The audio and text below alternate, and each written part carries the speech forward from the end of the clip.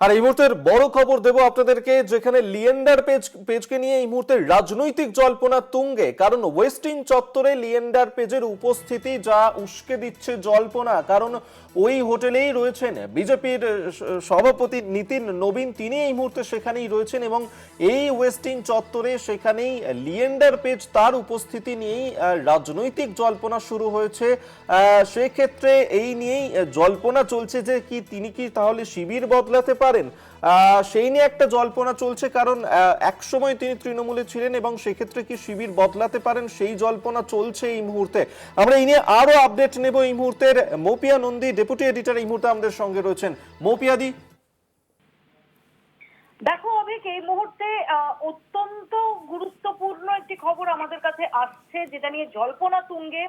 Leander page, যিনি অলিম্পিকে পদকজয়ী শুধু নয়, দীর্ঘ প্রায় 3 দশকের কাছাকাছি যিনি টেনিস প্লেয়ার হিসেবে আমাদের দেশকে একাধিক সম্মান এনে দিয়েছেন, সেটা বিভিন্ন গ্র্যান্ড স্ল্যাম হোক বা ডেভিস কাপ হোক, সেই লিয়েন্ডার পেজকে আজকে সন্ধ্যে হঠাৎই ওয়েস্টিন চত্বর অর্থাৎ নিউ টাউনে যে 5 তারা হোটেলে নীতিন নবীন এসে উঠেছেন এবং সেখানে তিনি আজ সকাল থেকে দফায় দফায় বৈঠক করছেন। এই দুদিনের বঙ্গ সফরে এসে নীতিন নবীন যে হোটেলে উপস্থিত, সেইখানেই আজকে লিয়েন্ডার পেজকে হঠাৎই দেখা যায় এবং তার সঙ্গে জনৈক বিজেপি নেতা তাকেও সেখানে দেখা যায়। এবং এরপরে জল্পনা তুঙ্গে উঠেছে যে ওখানে লিয়েন্ডার পেজের উপস্থিতি সেটা কি নিছকই কাকতালীয়, নাকি নীতিন নবীনের সঙ্গে দেখা করার জন্যই তিনি সেখানে গেছেন। বিজেপি সর্বভারতীয় সভাপতি নীতিন নবীন, তার সাথে লিয়েন্ডার পেজের দেখা হয়েছে বলে একটি সূত্র মারফত আমরা জানতে পারছি। যদিও আবারও বলছি যে এখনো পর্যন্ত না লিয়েন্ডারের শিবিরের সূত্রে, লিয়েন্ডার ঘনিষ্ঠ মহলের সূত্রে, না বিজেপির সূত্রে কোনো পক্ষ থেকে এ খবর কনফার্ম করা হয়নি।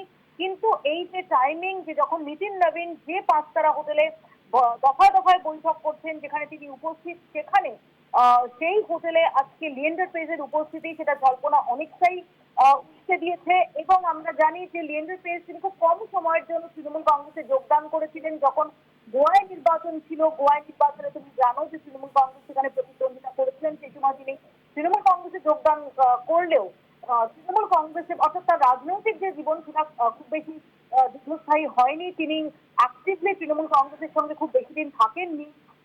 তিনি তার যে খেলাধুলো এবং সেই সম্পর্কিত যে সমস্ত অ্যাসাইনমেন্ট, তাতে তিনি অনেক বেশি করে মনোনিবেশ করেছেন। সেই লিয়েন্ডার পেজ তার হঠাৎ করে আজকে নীতিন নবীনের উপস্থিতিতে এই ওয়েস্টিন হোটেলে যাওয়া, আবারও বলছি যে এখনো এটা ব্যাপক জল্পনার স্তরে রয়েছে। যদিও একটি সূত্র মারফত আমরা যেটা খবর পাচ্ছি যে লিয়েন্ডার পেজ তার সঙ্গে নীতিন নবীনের দেখা হয়েছে বলে আমরা জানতে পারছি। আরেকটি সূত্র মারফত আমরা যেটা খবর পাচ্ছি যে এই আলোচনা সেটা জাস্ট সৌজন্য সাক্ষাৎ না হয়েও থাকতে পারে। সেখানে লিয়েন্ডার পেজ তাকে বিজেপিতে আনুষ্ঠানিকভাবে যোগদান করানোর ব্যাপারে কথাবার্তা হয়েছে বলে আরেকটি সূত্র থেকে আমরা খবর পাচ্ছি। কিন্তু যেমনটা আমি তোমায় বললাম অভিক, যে এখনো পর্যন্ত না লিয়েন্ডার ঘনিষ্ঠ মহল সূত্রে, না বিজেপির তরফ থেকে কোনো পক্ষ থেকে এটা কনফার্ম করা হয়নি।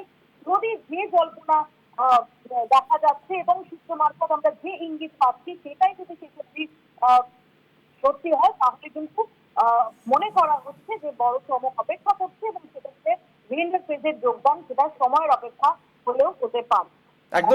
আগামীকাল যখন নীতিন নবীন এখানে রয়েছেন, আগামীকাল বা এরকমই খুব তাড়াতাড়ি তিনি বিজেপিতে যোগদান করবেন কিনা, এই জল্পনা এখন ভীষণ রকম ভাবে চলছে। একদমই মৌপিয়া নন্দী আমাদের সঙ্গে, ডেপুটি এডিটর, এই মুহূর্তে আমাদের সঙ্গে টেলিফোনে ছিলেন। অর্থাৎ এই মুহূর্তের বড় খবর দিচ্ছি আপনাদেরকে, যেখানে সবটাই যদিও জল্পনা স্তরে রয়েছে, তবে ওয়েস্টিন চত্বরে দেখা গিয়েছে লিয়েন্ডার পেজকে এবং তিনি যেমনটা এখনো পর্যন্ত জানা যাচ্ছে যে তিনি দেখা করেছেন নীতিন নবীনের সঙ্গে। তবে সেটা কি সম্পূর্ণভাবেই শুধুমাত্রই সৌজন্য সাক্ষাৎ, নাকি এর পিছনে কোনো রাজনৈতিক কারণও রয়েছে, এই বিষয়টা যদিও এখনো পর্যন্ত স্পষ্ট নয় এবং পুরো বিষয়টাই এখনো জল্পনা স্তরে রয়েছে।